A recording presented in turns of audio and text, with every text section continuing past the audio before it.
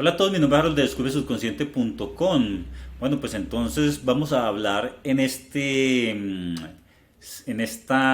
ocasión, en este video, acerca de cómo descubrir las sombras, ¿sí? ¿Qué dejó tus vivencias? ¿Sí?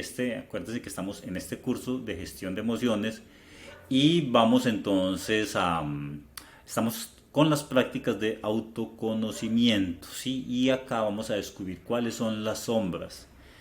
La manera en que yo la manejo es diferente a como lo maneja en el psicoanálisis, ¿sí? Cuando yo he trabajado en el conocimiento de mí mismo, pues como se dice, me suena muchísimo mejor hablar de sombras en el sentido que les voy a hablar y no en el sentido de que lo maneja el psicoanálisis y como comúnmente lo maneja la mayoría de las personas.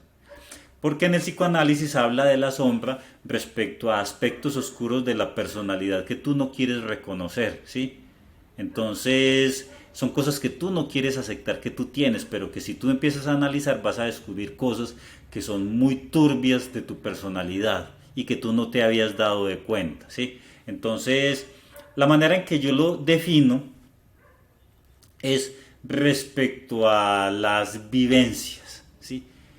Respecto a las vivencias que tú vas teniendo, vas dejando, como se dice, unas sombras. Es que de qué otra manera se puede decir, ¿sí? Esas sombras son las actitudes negativas que quedan en tu vida, ¿sí? ¿Por qué lo llamo sombra? Porque son cosas de las cuales tú no eres consciente, ¿sí? Tú no eres consciente porque toda tu atención está en ti mismo, no en la sombra, ¿sí? No es como en esas otras cosas que van quedando, ¿sí? Entonces, porque es inconsciente, porque es negativa, ¿sí? Como una sombra, pues, porque es oscura. Si la sombra es oscura, pues entonces la sombra es negativa, pues es oscura, ¿sí? Y porque es un reflejo negativo de las cosas que tú vas haciendo. Entonces, tú haces algo, tú vives algo y eso genera unas consecuencias, unas formas de pensar, un estilo de vida de los cuales tú no eres consciente, porque de los cuales hay una oscuridad respecto a ello, ¿sí? Y en la medida que tú vas viviendo, se va generando, se va alimentando y te va acompañando como si fuera una sombra oscura de la cual tú no eres consciente, ¿sí? Entonces, por eso le encuentro más sentido llamarlo sombra, ¿sí? Ejemplos hay muchísimos, muchísimos, ¿sí? Prácticamente todo genera una sombra. Todas nuestras vivencias generan sombra. Ejemplo, tú eres alguien que creció en la pobreza, por decir, ¿sí? ¿Cuál sería la sombra de haber vivido en la pobreza y de la cual tú no te has dado de cuenta de que, por ejemplo, tú piensas que el dinero es malo, que los ricos son malos y que el dinero no importa, ¿sí? Son pensamientos que surgieron a partir de esa vivencia, ¿sí? Esa vivencia dejó una sombra en tu vida, ¿sí? Y esas sombras son esos conjuntos de pensamientos que te mantienen en la pobreza, ¿sí? Porque si tú piensas que el dinero es malo, pues tú no puedes hacer amigo ni generar algo a partir de lo cual tú consideras que es malo. Por eso genera situaciones de pobreza, ¿sí? Que los ricos son malos, esto estás generando una separación. Tú no quieres llegar allá, tú no quieres ser rico porque piensas que eso es malo, ¿sí?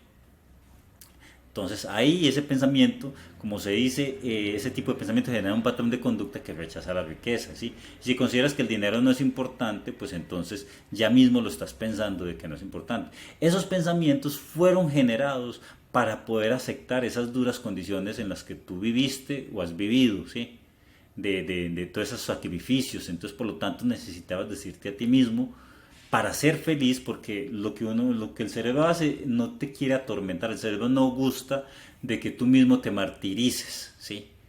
Entonces, para eso el cerebro llega y transforma todo y lo convierte en positivo. Entonces, ¿qué tenías que decir? Bueno, no hay dinero, pero igual el dinero es malo, ¿sí? Entonces, antes mejor. Esos pensamientos están ahí. Otro tipo de sombra, la soledad. Tú has vivido unos tiempos muy largos en soledad, por lo tanto, la sombra que genera eso es que ya te es difícil aguantarte a otra persona, ¿sí? Te es muy difícil manejar eso porque has vivido mucho tiempo solo, te has acostumbrado a tener tu espacio personal, te has acostumbrado a hacer con tu tiempo lo que tú quieras sin pedirle permiso a nadie, entonces te has acostumbrado a tu propio orden, ¿sí? y a tu tiempo, a tus rutinas, sí, las necesitas y vives con ella, y convives con ella. Entonces, ¿cómo se dice? Vivir con otra persona, pues te vas a sentir incómodo porque no vas a tener ese tiempo, no vas a poder hacer tus rutinas, no vas a poder, como se dice, hacer lo que tú quieras, ¿sí? Te vas a tener que acomodar a la otra persona y convivir con los defectos e incomodidades que representa la otra persona, ¿sí? Entonces, finalmente, sigues, como se dice, perpetuando ese tema de soledad por eso, ¿sí? Ahora bien, al haber vivido una relación turbia, ¿sí? Esa es otra cosa. ¿Qué tipo de sombra deja? ¿Sí?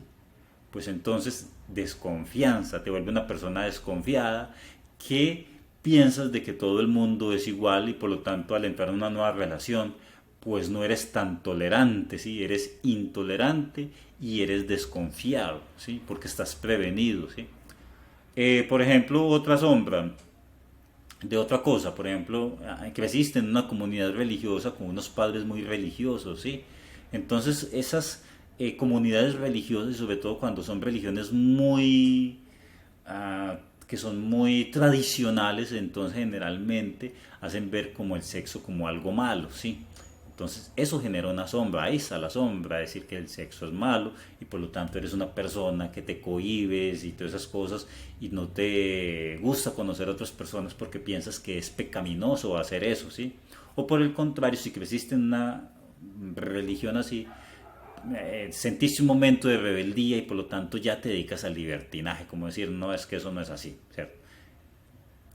O padres autoritarios y religiosos hacen que te vuelvas así y así sucesivamente, ¿sí? Si tú lees por ejemplo libros de yoga, empiezas a investigar de yoga, de toda esa filosofía oriental, la sombra que genera es pensar de que todo el mundo que el mundo es ilusión, que la materia no existe, que todo es pasajero y eso y de ese tipo de filosofía en filosofía vas poco a poco, como se dice, descuidando tus asuntos, los vas dejando a un lado, no los vas inventando. ¿Por qué? Porque son ilusión, no existen, ¿sí? Son temporales, este mundo temporal. Entonces yo para qué me preocupo de todo eso, venga, yo más bien me dedico a mis meditaciones para llegar a un nirvana, porque el mundo es ilusión y la materia es, como se dice, ilusión y todo es pasajero, ¿sí? Entonces mucho cuidado con ese tipo de sombras.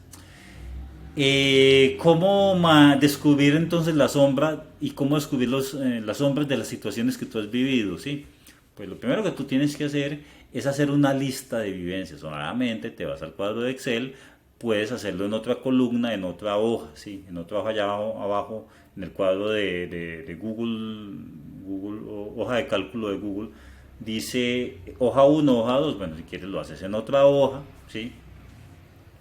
Coges la primera columna, las columnas son esas celditas que van así, tin, tin, tin, mientras que las filas son estas que están así, tan, tan, tan. Entonces, la primera columna uno, pues ahí vas a hacer una lista, ¿sí?